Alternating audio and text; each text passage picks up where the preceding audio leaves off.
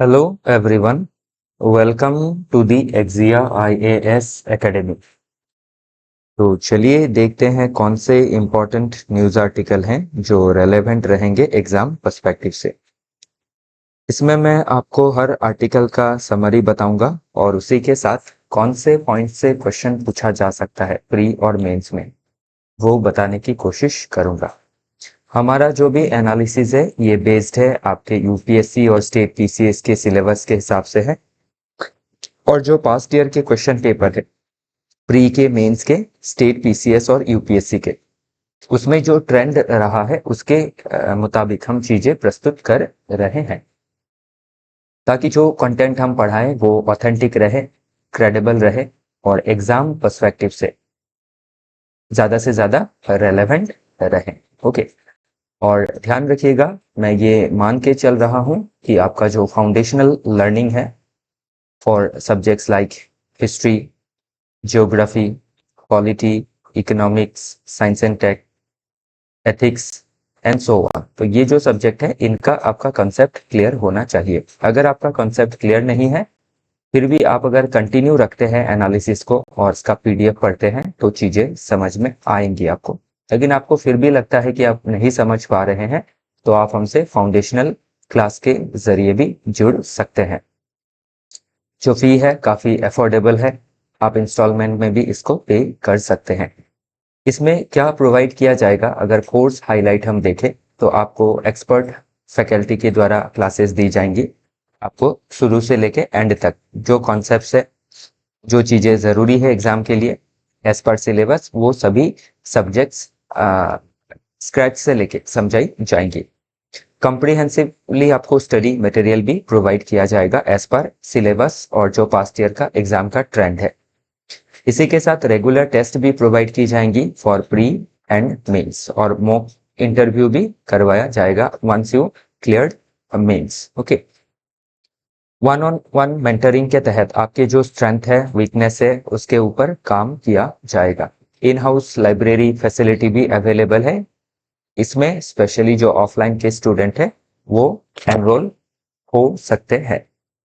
बाकी चीजों को डिटेल में जानने के लिए या फिर कोई आपका डाउट है तो उसको क्लियर करने के लिए और कोई आपको सजेशन भी चाहिए तो आप हमें कांटेक्ट कर सकते हैं हमारे कांटेक्ट नंबर 6002417488 नंबर पे।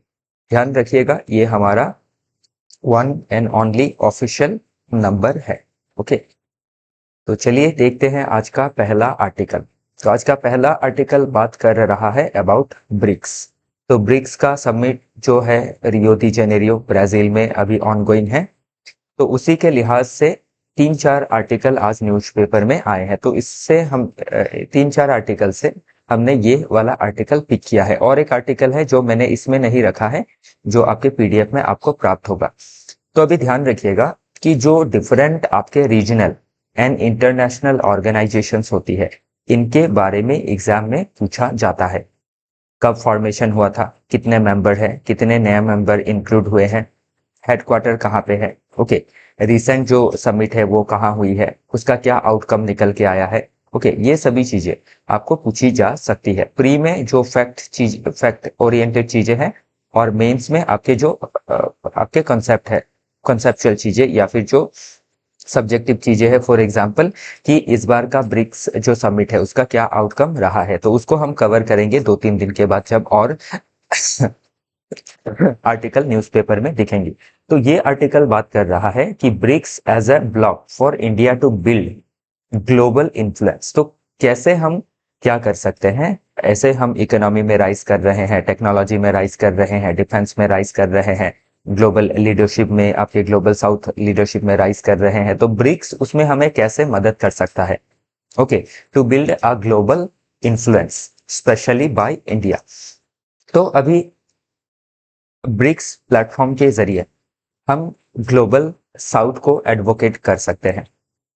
ये एक आपका क्या है, एंटी वेस्ट प्लेटफॉर्म की तरह देखा जाता है। तो इसमें हमें ध्यान रखना है कि हमारा एंटी वेस्ट स्टांस नहीं होना चाहिए। हम वासुदेव कुटुंबकम में फॉलो करते हैं और हमारा जो आइडियोलॉजी है मल्टी अलाइनमेंट का है। तो हम इससे मल्टी अलाइनमेंट कर सकते हैं, डिफरेंट रीजन से जुड़ सकते हैं। जैसे आप एशिया से हो, आपके अफ्रीका से हो, लैटिन अमेरिका से हो, तो ग्लोबल साउथ को हम एक वॉइस दे सकते हैं और आधी जो दुनिया है उसमें हम लीडरशिप प्रोवाइड कर सकते हैं। फिर आप इसमें हम क्या कर सकते हैं, जियो पॉलिटिकल हेजिंग कर सकते हैं। तो हेजिंग का मतलब क्या होता है, रिस्क को मिटिगेट करना। तो अभी इतने दिनों तक अगर हमारा फॉरेन पॉलिसी को देखें बिफोर 2014, तो हम ज्यादातर ध्यान वेस्ट के तरफ ही दे रहे थे, जो यूरोपियन नेशन है या फिर अमेरिका जैसे नेशन है। 1991 के बाद हमने साउथ ईस्ट एशिया में ध्यान देना चालू किया अंडर लुकिस्ट पॉलिसी।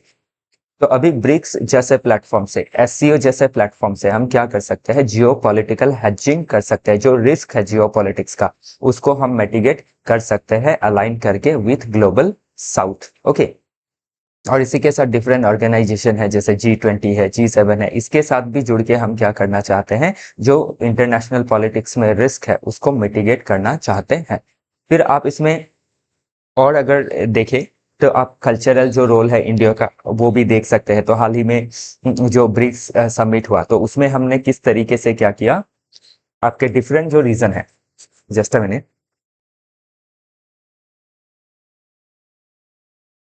तो ब्रिक्स समिट से पहले ही इंडिया ने 5 कंट्री को विजिट किया। ओके, हमारे पीएम साहब ने 5 कंट्री को विजिट किया। वहां पे हमने जो हमारे इंडियन डायस्पोरास थी, पर्सन ऑफ इंडियन ओरिजिन थी, उनसे हमने क्या किया, जो एक कल्चरल बॉन्ड है उसको हमने आपका स्ट्रॉन्ग किया। तो वैसे चीजें आप क्या कर सकते हैं, एग्जाम में मेंशन कर सकते हैं। और एक म्यूचुअल सपोर्ट हम प्रोवाइड कर सकते हैं among the BRICS nation. Okay, बस हमें ध्यान रखना है कि हम ज्यादा आइडियोलॉजिकल रोल ना प्ले करें और ब्रिक्स को एज अ इंस्ट्रूमेंट देखें, कि जिससे हम क्या कर सकते हैं, अपना जो एंगेजमेंट है उसको हम डीप कर सकते हैं विथ डिफरेंट रीजन। क्योंकि ब्रिक्स क्या करता है, आपका Asia, Africa and south America, almost 50% से भी ज्यादा पॉपुलेशन एंड 50% से भी ज्यादा जियोग्राफी को कवर करता है, एंड 50% से भी ज्यादा आपके जीडीपी को भी आपका क्या करता है, दर्शाता है। ओके, तो अभी इसमें ध्यान रखिएगा कि न्यू फीचर और इनसाइट में क्या है, strategic hedging over solidarity. Okay, तो किस तरीके से हम स्ट्रेटेजिक हेजिंग कर सकते हैं, एक रीजन का जो शॉक है दूसरे रीजन से हम कैसे उसको मिटिगेट कर सकते हैं। फॉर एग्जांपल, अभी इकोनॉमिक जो शॉक है बाय डोनाल्ड ट्रंप, ओके, तो उसको हमें मिटिगेट करने के लिए क्या है, हमें अपना जो मार्केट है उसको डाइवर्सिफाई करना पड़ेगा। तो ब्रिक्स कंट्री के जरिए हम क्या कर सकते हैं, अपना मार्केट को डाइवर्सिफाई कर सकते हैं। फिर ग्लोबल साउथ लीडरशिप के बारे में ऑलरेडी हमने कहा है। ओके, और हमें ये भी ध्यान रखना है कि हम ज्यादा रिस्क ना ले ओवर कमिटिंग का। ओके, जो आपके एक्चुअल में जो कमिटमेंट है जिसको फिलअप किया जा सकता है, वैसे कमिटमेंट हम रखें, ताकि जो आपका चीजें हैं उसको हम एक्चुअल में डिलीवर कर सके। बाकी जो की टर्म है उसको एक्सप्लेन किया गया है कि जियोपॉलिटिकल हेजिंग क्या है, maintaining relation with rival powers to maximise flexibility and minimise risk. Okay, तो अभी इसमें आप देख सकते हैं कि ब्रिक्स के जरिए अगर आप देखें तो चाइना जैसे नेशन जो है जिनसे हमें बहुत रिस्क होता है, तो उसको हम क्या कर सकते हैं, ऐसे प्लेटफॉर्म से मिनिमाइज कर सकते हैं। फिर ग्लोबल साउथ क्या है, ओके, ये सभी चीजें आप ध्यान से एक बार पढ़िएगा। तो इसमें बाकी ध्यान रखिएगा, अगर आपको कोई चीजें समझ में नहीं आ रही है तो आपका बेसिक्स वीक है, तो उसको आपका स्ट्रॉन्ग करने के लिए क्लास 12 के एनसीईआरटी, क्लास 11 के एनसीईआरटी, ओके, कौन से बुक पढ़ने हैं और कौन से चैप्टर्स आपको पढ़ने हैं वो भी इसमें मेंशन किया गया है। ओके, अगर आप हमारे कोचिंग से नहीं भी जुड़ते हैं तो घर से भी अपना प्रिपरेशन कर सकते हैं।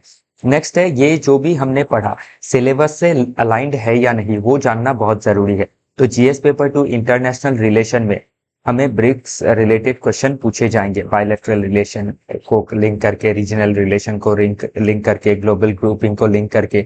ओके, फिर जीएस पेपर 2 गवर्नेंस में आपका लिंक हो सकता है, इकोनॉमी में लिंक हो सकता है कि कैसे हम ट्रेड रिलेटेड डिस्कशंस कर सकते हैं, अपने ट्रेड को डाइवर्सिफाई कर सकते हैं। ये शायद ऑप्शनल और एंथ्रोपोलॉजी में भी पूछा जा सकता है। ओके, तो अभी नेक्स्ट वे फॉरवर्ड में हम क्या देख सकते हैं कि हमें स्ट्रेटेजिक हेजिंग करनी है, not hard alignment. Okay, strategic hedging का मतलब क्या होता है कि रिस्क को मिनिमाइज करना है, किसी के साथ हार्ड अलाइनमेंट हमें नहीं करना है। एक के साथ आपका रिलेशन रखते हुए दूसरे को ऑफेंड नहीं करना है। लाइक इंडिया जो फॉलो कर रही है स्ट्रैटेजिक ऑटोनॉमी, कि हमारा रिलेशन क्या है, जो देश आपस में ठीक नहीं है रिलेशन उनसे भी अच्छा है, like USA, like Russia, then China, okay, तो उसको मेंटेन करना जरूरी है। ओके, और lead the global south constructively, तो हमें कंस्ट्रक्टिवली ग्लोबल साउथ को लीड करना है। कंस्ट्रक्टिवली मतलब जो ग्लोबल साउथ के प्रॉब्लम है, ट्रेड जस्टिस, इनजस्टिस को आपका मिटिगेट करना है, क्लाइमेट फाइनेंसेस को आगे बढ़ाना है, टेक्नोलॉजी ट्रांसफर करना है, तो ये सभी चीजें हम मेंशन कर सकते हैं। प्रायोरिटाइज मिनी लैटरलिज्म, तो मिनी लैटरलिज्म क्या होता है, जिसमें मेंबर्स कम है, जैसे क्वाड 4 मेंबर ही है, okay, Indo Pacific economic forum, फिर I2U2, तो वैसे प्लेटफॉर्म के साथ भी हम क्या कर सकते हैं, अपना रिलेशंस को मेंटेन कर सकते हैं, क्योंकि हम एक राइजिंग ग्लोबल पावर है। ओके, बाय 2047 हमारा एजेंडा है कि हम डेवलप नेशन बने और एटलीस्ट वर्ल्ड में सेकेंड या थर्ड में रहे। तो उसके लिए हमें क्या करना है, किसी के साथ दुश्मनी नहीं मोड़नी है, सभी के साथ हमें स्ट्रैटेजिकली अलाइंड होना जरूरी है। फिर इकोनॉमिक प्रूडेंस को भी ध्यान में रखना जरूरी है। तो इकोनॉमिक प्रूडेंस का मतलब क्या हो गया, कि जो आपके ट्रेड है उसमें कोऑपरेशन करना है, फाइनेंसेस में कोऑपरेशन करना है, डिजिटल इकोनॉमी को आगे बढ़ना है, ओके, देन रीजनल स्टेबिलिटी में हमें फोकस करना है। ओके, तो अभी ब्रिक्स को चाइना लेड प्लेटफॉर्म या फिर रशिया सेंट्रिक एम्बिशंस को सिर्फ फुलफिल करने नहीं देना है। इसमें जो प्लूरालिटी है, कि सभी के साथ एंगेज हो, सभी का डेवलपमेंट हो, वो चीजें हमें ध्यान में रखना जरूरी है। नेक्स्ट आर्टिकल बात कर रहा है digital rules not e use way. तो अभी डिजिटल रूल्स में ये जो आर्टिकल है क्या बात कर रहा है, ध्यान रखिएगा। ओके, तो गवर्नमेंट ऑफ इंडिया जो है आपकी एक ड्राफ्ट बिल लेके आई है, जिसको इसमें क्रिटिसाइज किया गया है। जो ड्राफ्ट बिल है वो है India draft digital competition bill. तो अभी ध्यान रखिएगा, हमारे देश में हो या फिर किसी और के देश में ही हो, जो मार्केट में आज के समय पे कंपटीशन है वो बहुत ज्यादा है। कोई भी जो बड़ा प्लेयर है वो कोशिश करता है कि वो छोटे प्लेयर्स को मार्केट से क्या करे, आपके वाइप आउट कर दे, ताकि कंपटीशन ना रहे और मोनोपोलिस्टिक टेंडेंसी आ जाए। तो अभी फॉर एग्जांपल आप जो ऑनलाइन डिजिटल कॉमर्स का प्लेटफॉर्म देखते हैं, तो उसमें आपने ध्यान दिया होगा कि जो डिजिटल प्लेटफॉर्म है उसमें जो चीजें हैं वो आपके कितने सस्ते दामों पे दी जाती है। ओके, एक प्रीडेटरी प्राइसिंग लगाया जाता है, ताकि आपका क्या किया जा सके, बाकी जो मार्केट है उसको कंप्लीटली आपका क्लोज करवा दिया जा सके। तो ये क्या है, कंपटीशन के अगेंस्ट है, कि आपको जो चीजें हैं उसमें आपका एक कंपटीशन रहना जरूरी है। कोई एक जो बड़ी कैपिटलिस्ट कंपनी है वो अगर ऐसे एक्सक्लूसिव कॉन्ट्रैक्ट रखती है किसी के साथ, ओके, कि गुड्स सिर्फ हमारे प्लेटफॉर्म में ही बेचे जा सकते हैं, ओके, या फिर बल्क में परचेस करके सस्ते दामों पे परचेस करके उसको एकदम मार्केट में सबसे सस्ते दामों में बेचना, जिससे क्या है बाकी जो कंपटीटर्स है वो मार्केट से आउट हो जाए। तो इसमें अगर मैं एग्जांपल दूं आप, तो सेल के जो सेल होता है ऑनलाइन प्लेटफॉर्म पे, उसमें आप देख सकते हैं कि जो और मार्केट है उसको क्या करता है, वो काफी हैम्पर करता है। और इसी के साथ आप जो गूगल जैसे प्लेटफॉर्म है, तो गूगल अभी क्या करती है, जिसका प्ले स्टोर है, तो प्ले स्टोर में वो क्या करती है, एक्सक्लूसिव कॉन्ट्रैक्ट में आ जाती है डिफरेंट ऐप में जो आपके डिजाइन करते हैं।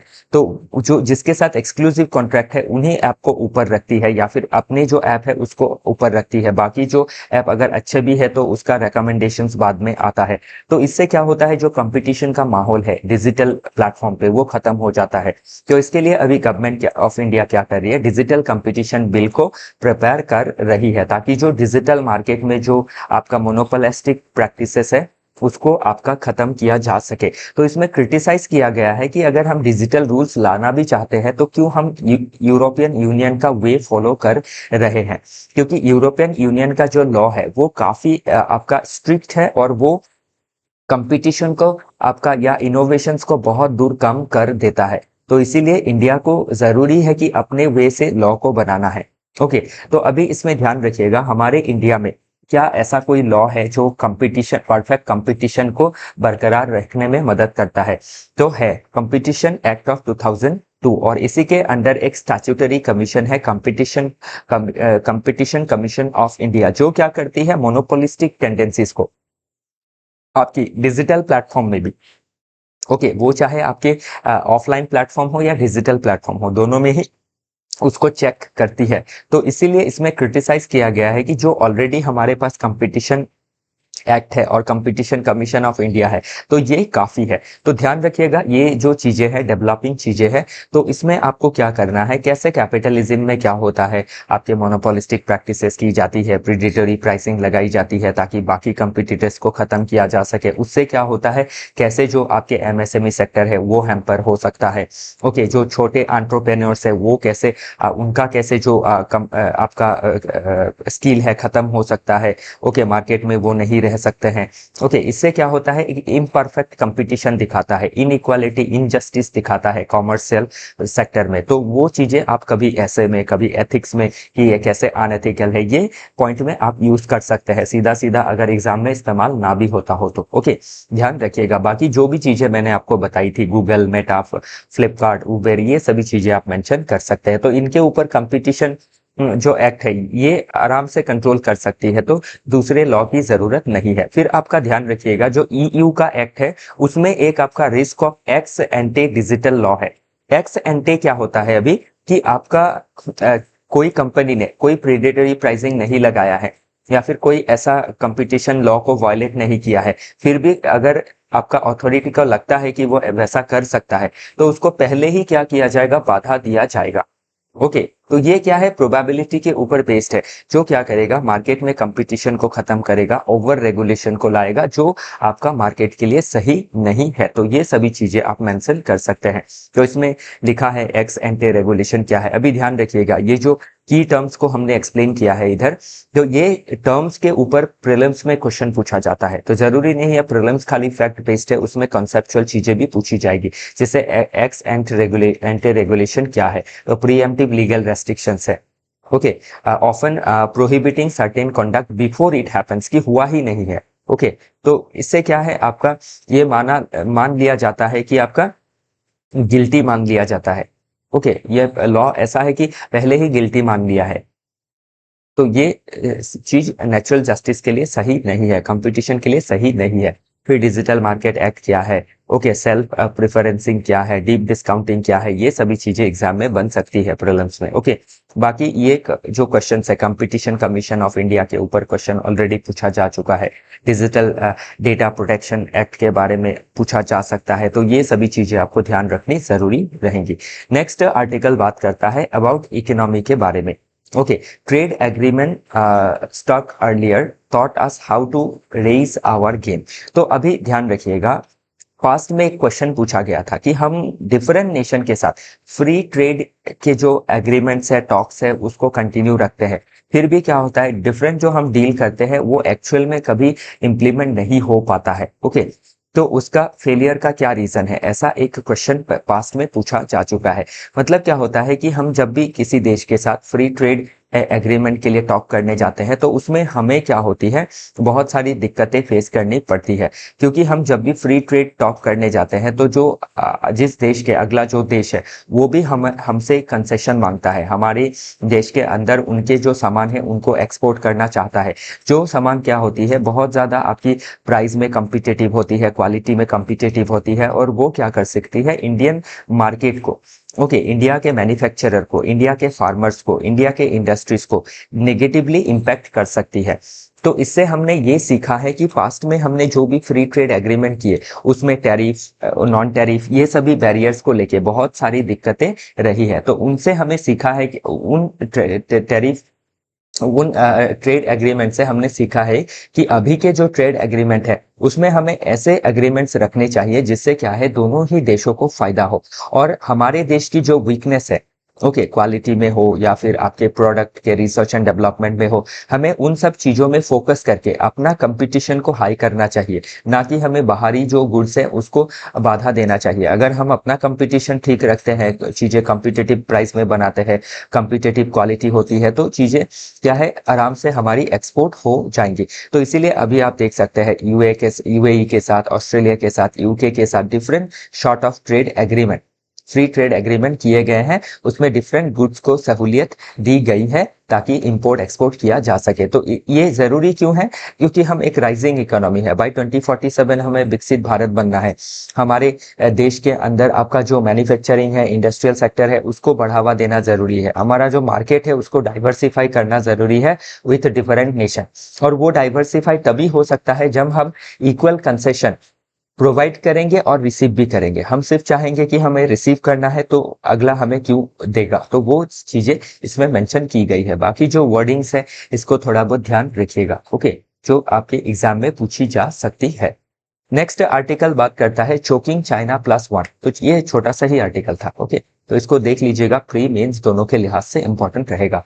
नेक्स्ट है चोकिंग चाइना +1। तो अभी जो चाइना +1 स्ट्रेटेजी है डिफरेंट कंपनीज का, डिफरेंट मल्टीनेशनल कंपनीज का, तो अभी चाइना में प्रॉब्लम्स क्या क्या है? नंबर 1 देखे तो एजिंग पॉपुलेशन है, नंबर 2 देखे तो रेगुलेशन बहुत ज्यादा है, नंबर 3 देखे तो आप जो आपका लॉजिस्टिक्स का कॉस्ट है वो बहुत ज्यादा है। तो इसके लिए क्या कर रही है, जो डिफरेंट नेशन के एमएनसीज है वो चाइना +1 स्ट्रेटेजी ले रही है कि चाइना में जो उनका मैन्युफैक्चरिंग बेस है उसके अलावा भी वो क्या करे और एक प्लस अलग जगह पे एक बेस बनाए जहां पे क्या है आपकी जो फैसिलिटीज चाहिए वो अवेलेबल है। तो उसके लिए अगर आप देखें तो इंडिया एक काफी सुइटेबल देश है, क्योंकि इंडिया में पहला नंबर 1 तो डेमोग्राफिक डिविडेंड बहुत ज्यादा है, 2 नंबर आप पॉलिटिकल अगर माहौल देखें स्टेबल है, तीसरा आप हमारे इकोनॉमी में मॉनेटरी पॉलिसी, फाइनेंशियल पॉलिसी, इनको भी देखें तो काफी ठीक है। फिर जन विश्वास बिल के तहत क्या किया गया है, जो आउटडेटेड लॉ है उनको आपका ठीक किया जा रहा है। फिर आपके लेबर लॉज हो या फिर सोशल सिक्योरिटी लॉज हो, उसको बहुत काफी हद तक इंडस्ट्री के फेवर में एक बैलेंस रखा गया है। तो इसीलिए आप देख सकते हैं कि हम क्या कर सकते हैं, चाइना +1 स्ट्रेटेजी के तहत हमारे देश में मैन्युफैक्चरिंग को बढ़ा सकते हैं by calling different short of MNCs. तो अभी इसमें क्या है, चाइना इसको चौक कर रहा है। चाइना जो आपकी, जैसे इसमें चाइनास एक्शन अगेंस्ट फॉक्सकॉन, जो आपके क्या करती है, डिफरेंट प्रोडक्ट्स को असेंबल करती है, जैसे एप्पल का प्रोडक्ट्स को आपके असेंबल करती है। तो चाइना ने क्या किया है, बैरियर लगाया है फॉक्सकॉन, ओके, क्योंकि वो अपना जो प्रोडक्शन है शिफ्ट कर रही है। This reflect China's weakness. तो ये चाइना का वीकनेस को रिफ्लेक्ट कर रहा है कि उनको अट्रैक्ट करना चाहिए था, लेकिन वो अभी प्रेशर क्रिएट कर रहे हैं कि वो अपना चाइना छोड़ के ना जाए। तो fear of losing high skill activities not strength, okay. तो इसमें आप ध्यान रखिएगा, हमारे देश में अगर अभी आप देखें तो हमें क्या जरूरी है, डीप नॉलेज की जरूरी है। तो चाइना में क्या है, ऑलमोस्ट डीप नॉलेज जितना चाहिए उतना जरूरी है, लेकिन ऐसे बहुत सारे नॉलेज जैसे सेमीकंडक्टर के ऊपर, ओके, ये सब मैन्युफैक्चरिंग में चाइना कंपैरेटिवली जैसे ताइवान जैसे देशों से, साउथ कोरिया जैसे देशों से पीछे है। तो India must build its capacity to attract knowledge and technology. तो ये हमें बहुत करना, ये आपका नॉलेज अट्रैक्ट करना बहुत ज्यादा जरूरी रहेगा, ओके। बाकी जो चीजें हैं थोड़ा बहुत पढ़िएगा, जो मैंने मेंशन किया कि हाई लॉजिस्टिकल कॉस्ट है फॉर एक्सपोर्ट इन चाइना, फिर लैक ऑफ इंटेलेक्चुअल लीडरशिप। तो चाइना में मोस्टली क्या किया जाता है, रिवर्स इंजीनियरिंग ही की जाती है। तो आप चाइनीज प्रोडक्ट को भी देखते हैं कि आपका कॉपी होता है यूएस का, जापान का, जो क्वालिटी वाइज भी क्या होता है, खराब होता है, ओके। तो वो सब चीजें हम इसमें देख सकते हैं। नेक्स्ट आर्टिकल बात कर रहा है with 6.5% GDP growth India stand as the fastest growing major economy. तो वर्ल्ड में अभी हम क्या है, फास्टेस्ट ग्रोइंग मेजर इकोनॉमी है। रोबस्ट आप जीडीपी ग्रोथ देख सकते हैं। इसका एक रीजन क्या है, इन्फ्लेशन जो है उसको कंट्रोल किया जा चुका है। तो इन्फ्लेशन जब कंट्रोल होता है तो क्या होता है, ग्रोथ का जो ट्राजेक्टरी है वो स्मूथ होता है, जो आपका आरबीआई कंट्रोल करती है, ओके। फिर आपका मार्केट में जो कॉन्फिडेंस लेवल है वो भी बहुत हाई है। फिर जो एक्सटर्नल सेक्टर है उसको भी हम स्ट्रेंथन कर रहे हैं। फॉरेन डायरेक्ट इन्वेस्टमेंट भी हम रिसीव कर रहे हैं। फॉरेन एक्सचेंज रिजर्व भी हमारे पास बहुत ज्यादा है। करंट अकाउंट डेफिसिट जो है वो भी पहले की तुलना में बहुत कम रहा है, ओके। और मैन्युफैक्चरिंग भी बढ़ा है, एक्सपोर्ट भी बढ़ा है। तो इसीलिए हम क्या है, वर्ल्ड के जो आपके फास्टेस्ट मेजर ग्रोइंग इकोनॉमी में से एक है। तो वर्ल्ड में अगर एवरेज देखें तो 3.5 या 4 ग्रोथ रेट होगा, जो कि इंडिया में डबल है, ओके। तो वही चीजें इसमें क्यों डबल है या फिर हम क्या ऐसा कर रहे हैं, तो स्ट्रॉन्ग जीडीपी ग्रोथ देखा जा रहा है, इन्फ्लेशन जो है वो कंट्रोल है, आपका जो सीपीआई है, इवन डब्ल्यूपीआई जो है होलसेल प्राइस इंडेक्स, वो भी आपका कंट्रोल में है। ओके, मार्केट के ऊपर जो इन्वेस्टर्स है उनको कॉन्फिडेंस बहुत ज्यादा है। आईपीओ का भी सर्ज मार्केट में हो रहा है, फॉरेन डायरेक्ट इन्वेस्टमेंट का भी सर्ज आप देख सकते हैं। एक्सटर्नल सेक्टर जो है उसका भी स्ट्रेंथ बहुत ज्यादा है। फॉरेन एक्सचेंज रिजर्व 660 बिलियन से भी ज्यादा पड़ा हुआ है आरबीआई के पास। ओके, और फिर मैन्युफैक्चरिंग एंड एक्सपोर्ट रेजिलियंस भी आप देख सकते हैं, because of make in India, because of production link incentive, because of employment link incentive. तो ये सभी चीजें आप मेंस में जिक्र कर सकते हैं। बाकी जो की टर्म्स है उनको एक्सप्लेन किया गया है ताकि आप ये जो आर्टिकल है इसको समझ सके। जैसे जीडीपी क्या होता है, सीपीआई क्या होता है, डब्ल्यूपीआई क्या होता है, एकदम सिंपल कॉन्सेप्ट है। इसको एक बार आप पढ़ लीजिएगा। ओके, चलिए आगे देखते हैं। नेक्स्ट आर्टिकल बात करता है invisible hand in foreign trade. तो ध्यान रखिएगा, जो फॉरेन ट्रेड होता है उसमें क्या होती है, इंपोर्ट एंड एक्सपोर्ट होता है। तो अभी हमारे इंपोर्ट एंड एक्सपोर्ट में अगर हम देखें, जो गुड्स का एक्सपोर्ट होता है हमारा, वो इंपोर्ट से कम होता है। इसीलिए हमारा क्या होता है, आपका गुड्स का जो करेंट अकाउंट होता है उसमें हमें हमारा डेफिसिट रहता है। और गुड्स का जो डेफिसिट रहता है उसको बहुत दूर कौन फिलअप करता है, जो इनविजिबल हैंड है। तो इनविजिबल हैंड इसमें क्या क्या है, आपके सर्विसेज सेक्टर है जो कंटिन्यूअसली बूम कर रही है, जो सरप्लस में है, इंडिया के फेवर में है। और सेकेंडली जो हम रेमिटेंस रिसीव करते हैं, रेमिटेंस मतलब जो हमारे इंडियन ओरिजिन आपके सिटीजन है जो बाहर देशों में काम कर रहे हैं। ओके, तो वो सिटीजन जो कमाते हैं देश आपके विदेशों में, वो पैसे हमारे देश में आते हैं, तो उसी को कहा जाता है रेमिटेंस। तो रेमिटेंस हमें क्या करती है, करंट अकाउंट डेफिसिट को कम करती है। तो इसीलिए फॉरेन ट्रेड में हमारा अगर देखें तो इनविजिबल हैंड जो है वो बहुत ही हमें सहूलियत दे रहा है या फिर डेफिसिट से हमें बचा रहा है। ओके, तो हमें अभी ध्यान किस में देना है, गुड्स में ज्यादा ध्यान देना है, ताकि गुड्स में जो हमारा डेफिसिट है, क्योंकि हम बहुत सारे गुड्स लाइक गोल्ड, ओके, जो आपका बहुत ही आपका वैल्यूड चीज है, ज्यादा प्राइस उसमें लगता है। गोल्ड हो गया, नेचुरल गैस हो गई आपके, फिर मिनरल ऑयल हो गए, इनका इंपोर्ट ज्यादा होने की वजह से गुड्स में हम क्या करते हैं, हमारा जो करंट अकाउंट है उसमें डेफिसिट रहता है। तो ये सभी कॉन्सेप्ट्स प्रीलिम्स में पूछे जा सकते हैं और मेंस में भी पूछा जा सकता है। तो गुड्स में हमें क्या करना है, इसीलिए तो production link incentive, make in India incentive, China plus one strategy, ये सभी हम ले रहे हैं ताकि गुड्स का जो आपका मैन्युफैक्चरिंग है ज्यादा से ज्यादा हो इंडिया में, और ज्यादा से ज्यादा कॉम्पिटेटिव प्राइस में, कॉम्पिटेटिव क्वालिटी में हम चीजों को बेच सके। ओके, ध्यान रखिएगा। चलिए देखते हैं अगला आर्टिकल। नेक्स्ट आर्टिकल बात करता है the new battle challenge of China Pakistan coalition. तो चाइना पाकिस्तान कैसे आपका क्या कर रहा है, कोलाबोरेशन कर रहा है अगेंस्ट इंडिया। तो पहले हमें डर रहता था कि अगर पाकिस्तान से हमारा अगर वॉर होता है तो चाइना अपना फ्रंट खोलेगा, लेकिन अभी चाइना क्या करता है, अपना फ्रंट नहीं खोल के चाइना का जो फ्रंट, पाकिस्तान का जो फ्रंट है, पाकिस्तान के इंडिया के जो बॉर्डर है, उसी में पाकिस्तान को मदद करता है by providing technology, okay, better technology, ताकि वो क्या कर सके, इंडिया को वीक कर सके। तो अभी डिफेंस वाइज, स्ट्रेटेजी वाइज अगर हम देखें तो ये इंडिया के लिए क्या है, आपका एक कंसर्न है। तो हमें क्या करना है, अपना जो डिफेंस में मॉडर्नाइजेशन है, डिफेंस में जो हमें इंडिजनाइजेशन करना है, वो काफी जरूरी है। और सभी डिफेंस के तीनों चारों फील्ड में, जैसे आपके आर्मी में, नेवी में, और देन आपके एयर में, एंड देन साइबर सिक्योरिटी में। ओके, तो वो हमें जरूरी है, क्योंकि चाइना पाकिस्तान जो है, इनका रुख जो है इंडिया के लिए हमेशा अगेंस्ट ही रहेगा फॉर द टाइम बिंग। तो काफी जरूरी है कि इंडिया इन दोनों ही जो देश है, इसमें पाकिस्तान तो ताकतवर नहीं है, लेकिन चाइना का जो आपका ताकत है उससे हमें उभरना जरूरी है, उसके मुकाबला करना हमें ज्यादा जरूरी है।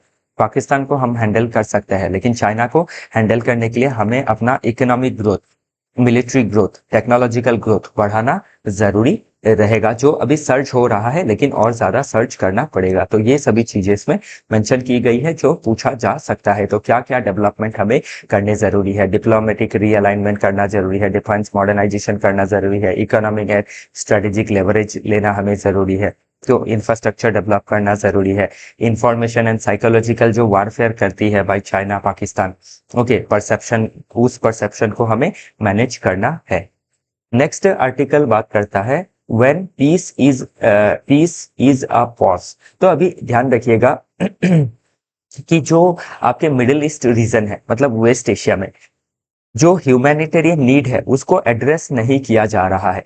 तो ये जो ह्यूमैनिटेरियन जो आपका क्राइसिस है उसको अगर एड्रेस नहीं किया जा सकता है तो बाद में ये क्या हो सकता है, बड़ा कन्फ्लिक्ट में तब्दील हो सकता है। तो जो वर्ल्ड के डिफरेंट रेस्पॉन्सिबल पावर है इनको ध्यान देना जरूरी है कि मिडिल ईस्ट में ये जो आपके डोमिनेंट पावर है ये बस अपना इंटरेस्ट को फुलफिल ना करे, जो ह्यूमैनिटेरियन नीड है उसको फुलफिल करे। क्योंकि जो कन्फ्लिक्ट ऑलरेडी हो चुका है उसके वजह से क्या है, लोगों के जो आम जनसाधारण है उनमें आपका हेल्थ का क्राइसिस, फूड का क्राइसिस, हंगर का क्राइसिस, ओके, हाउसलेसनेस का जो प्रॉब्लम है, तो ये सभी चीजों को एड्रेस करना जरूरी है। हम वर्ल्ड में इनजस्टिस फैला के अपने देश में जस्टिस को एक्सपेक्ट नहीं कर सकते हैं। ओके, तो इसीलिए कहा जाता है ना, injustice anywhere is threat to justice everywhere, कि कहीं भी इनजस्टिस होता है तो वो क्या करेगा, थ्रेट डालेगा जस्टिस को एवरीवेयर। तो बहुत ज्यादा जरूरी है कि आपका जो सीज फायर है, सीज फायर क्या होता है, आपका एक टेम्पररी पॉज होता है। तो हमें सीज फायर जैसे चीज नहीं चाहिए, परमानेंट पीस जो है उसको एंश्योर करना जरूरी है। तो इसके लिए जो ग्लोबल इंस्टीट्यूशन है लाइक यूएनओ, तो इनको काफी एक्टिव रोल प्ले करना पड़ेगा, including countries like USA, Russia, China, India. Okay, तो ये सभी चीजें आप इसमें देख सकते हैं। नेक्स्ट है what India's ECB search tells us. तो इंडिया के जो कंपनीज है उनका जो ईसीबी है, ईसीबी का मतलब क्या होता है, एक्सटर्नल कमर्शियल बोरोइंग। तो अभी जो भी कंपनीज होती है उनको पैसे की जरूरत होती है, कैपिटल का जरूरत होता है। तो वो कैपिटल क्या है, दो मीडियम से आ सकता है, एक तो डोमेस्टिक चैनल से आ सकता है और एक फॉरेन चैनल से आ सकता है, मतलब एक्सटर्नल चैनल से आ सकता है। तो हाल ही में देखा गया है कि जो हमारा एक्सटर्नल कमर्शियल बोरोइंग है specially by the private sector वो बढ़ा है। जो गवर्नमेंट का जो एक्सटर्नल कमर्शियल बोरोइंग है इंडिया में वो काफी आपका नेग्लिजिबल है। ओके, बहुत ही कम है, हम उसमें हमने ज्यादा बोरो नहीं किया है और ये बहुत दूर तक एक सही बात भी है। ओके, क्योंकि हमें क्या है, हम अगर एक्सटर्नल कमर्शियल बोरोइंग करते हैं डिफरेंट आपके करेंसी में, वो चाहे डॉलर हो या फिर आपके यूरो हो, तो उसमें हमें क्या करना पड़ता है, उसी करेंसी में पैसे चुकाने पड़ते हैं, जो कि आपका क्या होता है इन फ्यूचर में बहुत ज्यादा बर्डन हो सकता है। तो बाकी जो एक्सटर्नल कमर्शियल बोरोइंग है वो अगर एक लेवल तक रहे तो उससे डर नहीं है। और जो कंपनीज एक्सटर्नल कमर्शियल बोरोइंग कर रही है उनको ये ध्यान में रखना बहुत ज्यादा जरूरी हो जाता है कि जो बोरोइंग है उसको, जो बोरो कर रहे हैं वो ऐसे प्रोडक्ट भी बनाए जो आपके एक्सपोर्ट हो, जिससे आपके क्या है, फॉरेन करेंसी को अर्न किया जा सकता है। और तब जो एक्सटर्नल कमर्शियल बोरोइंग है उसको हम डिफॉल्ट नहीं करेंगे, उसको टाइमली हम पे कर पाएंगे। ओके, तो वही चीजें इसमें मेंशन की गई है। एक्सटर्नल कमर्शियल बोरोइंग क्या है वो पूछा जा सकता है। एक्सटर्नल कमर्शियल बोरोइंग क्या हम एक करेंसी में करते हैं, नहीं कई करेंसी में करते हैं। एक्सटर्नल कमर्शियल बोरोइंग में सबसे ज्यादा बोरो गवर्नमेंट करता है या पब्लिक प्राइवेट सेक्टर करती है, तो उसमें होगा प्राइवेट सेक्टर। ओके, तो इन सभी चीजों को आपको ध्यान रखना जरूरी है। आज के लिए इतना ही, कल फिर मिलेंगे डिफरेंट टॉपिक के साथ। Thank you.